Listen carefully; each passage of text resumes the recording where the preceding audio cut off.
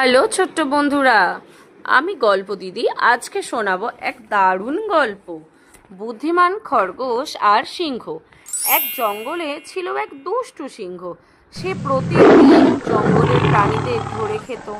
প্রাণীরা সবাই ভয়ে কাঁপতো।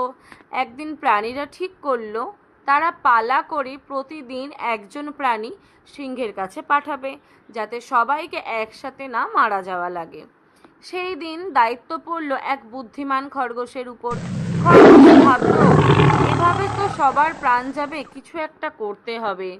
আর ভাবলো মরতে তো হবেই, তার থেকে একটু আনন্দ ফুর্তি করে নি। সিংহ এদিক ওদিক নেচে খেলে বেরিয়ে দেরি করে সিংহের কাছে পৌঁছালো। রাগে গর্জন করতে করতে জিজ্ঞেস করলো, কেন এত দেরি করলে?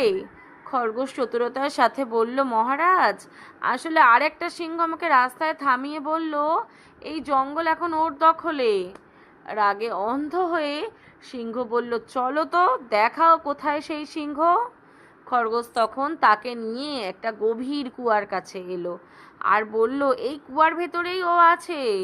সিংহ কুয়ায় তাকাতেই নিজের প্রতিবিম্ব দেখলো আর ভাবলো সত্যিই আর এক সিংহ আছে। ব্যাস, সঙ্গে সঙ্গে সে ঝাঁপ দিল কুয়ার ভেতর, আর কখনো কুয়া থেকে বেরোতে পারলো না। এভাবে ছোট্ট এক বুদ্ধিমান খরগোশ পুরো জঙ্গলকে রক্ষা করলো। তাহলে বন্ধুরা, এই গল্প থেকে আমরা কি শিখলাম? শক্তি নয়, বুদ্ধি দিয়েও বড় বড় বিপদ থেকে মুক্তি পাওয়া যায়।